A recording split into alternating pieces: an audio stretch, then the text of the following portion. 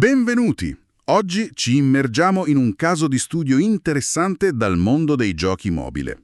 Sì, parliamo di Otogi Spirit Agents. Esatto, un gioco che, mischia elementi RPG e carte collezionabili. Ci focalizzeremo su una gilda italiana, Ambizione, poi diventata Ambizione Italia. Abbiamo degli appunti qui. Appunti dettagliati, sembra. Sì, decisamente. Allora, il gioco in sé molto in breve. Collezioni spiriti, c'è demoni, li potenzi, crei squadre per combattere. Classico, diciamo. Con diverse rarità, abilità speciali. Proprio così. Ma noi oggi guardiamo all'aspetto competitivo, a un evento specifico, il Guild Conquest. E alla storia di questa gilda, Ambizione. Esatto, seguiremo il loro percorso, la loro ascesa, poi una pausa forzata e il ritorno. La missione, diciamo, è capire cosa porta al successo in un ambiente così competitivo. Bene, iniziamo a spacchettare questi appunti. Pronti? Allora, elementi chiave per la competizione.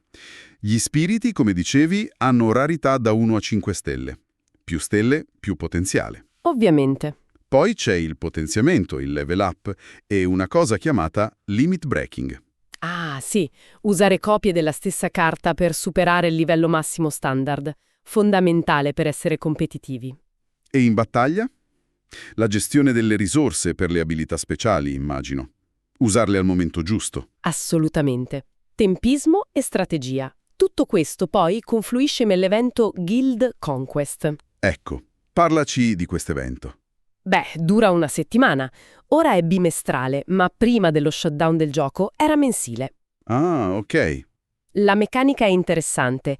I 10 demoni più forti di ogni membro attaccano in automatico un boss comune di gilda. Automatico, quindi non c'è controllo diretto in quel momento. Proprio così.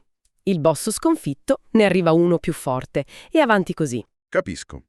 E le ricompense? Sono collettive per tutta la gilda. Questo spinge a collaborare. C'è una carta 5 stelle speciale dell'evento se si batte il boss di livello 30 e poi ancora al livello 50. Molto ambita, immagino. Moltissimo. E poi ci sono le classifiche. Quella interna alla gilda, ma soprattutto quella mondiale. Lì si vede chi conta davvero. E qui entra in gioco Ambizione, una gilda tutta italiana. Un dettaglio importante, forse per la coesione. Può darsi. Loro si sono dovuti fermare nel settembre 2019.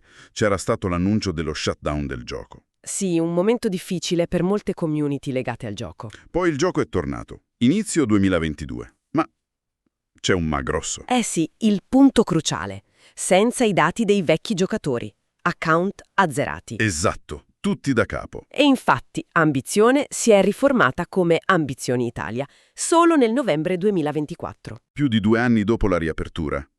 Ci hanno messo un po'.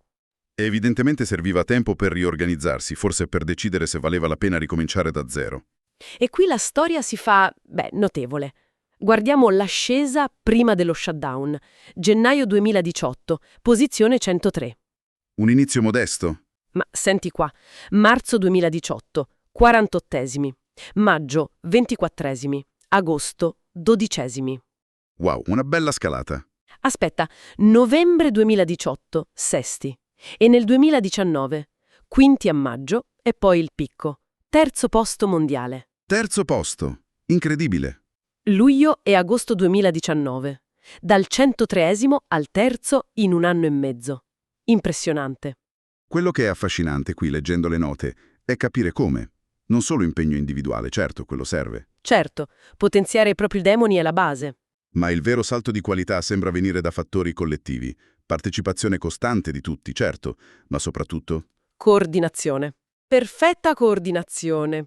Strategia di gilda affinata evento dopo evento. Un meccanismo oliato. immagino comunicazione continua, magari su chat esterne. Probabilmente. Le note parlano di sforzo collettivo e impegno strategico. Sembra che questo coordinamento quasi militare li abbia portati dall'anonimato alla top 3. Essere tutti italiani magari ha aiutato nella comunicazione. Mica male. E ora? Dopo il ritorno, dopo il reset. La nuova Ambizione Italia è ripartita. Gennaio 2025 erano 43esimi. Che è già un buon risultato, ripartendo da zero. Assolutamente. Poi, marzo 2025, sono saliti al 23° posto e le ultime note, maggio 2025, Dici. 13°. 13°.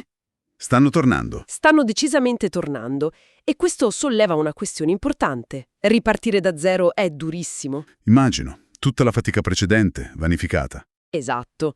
Però dimostra che la loro forza non era solo nelle carte potenti accumulate, ma nell'organizzazione, nella strategia.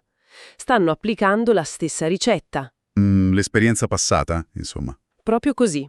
Stanno ricostruendo. Forse questa seconda scalata è persino più significativa della prima. Dimostra che il loro metodo funziona davvero. Quindi, tirando un po' le somme, abbiamo Otogi, un gioco con una forte componente competitiva di Gilda. Mhm. Abbiamo Ambizione, Gilda italiana, ascesa incredibile fino al podio mondiale. Poi lo stop forzato, il reset. E ora Ambizione Italia che sta risalendo, dimostrando resilienza, strategia. Esatto. Coesione. Sì, e abilità nel coordinarsi. E forse, ecco, lo spunto finale potrebbe essere questo. Al di là del gioco, cosa ci dice questa storia? Cosa ci dice sulla dedizione? Sulla dedizione, sul coordinamento quasi scientifico dentro una comunità digitale volontaria, sulla capacità di ricostruire da zero dopo che tutto è stato azzerato. È vero. Questi principi, organizzazione, strategia condivisa, motivazione, possono portare a risultati eccezionali. E funzionano anche quando, diciamo, il tabellone viene ripulito completamente. Fa riflettere. Chissà se dinamiche simili potrebbero applicarsi anche altrove, fuori dai giochi. È una buona domanda. Forse sì.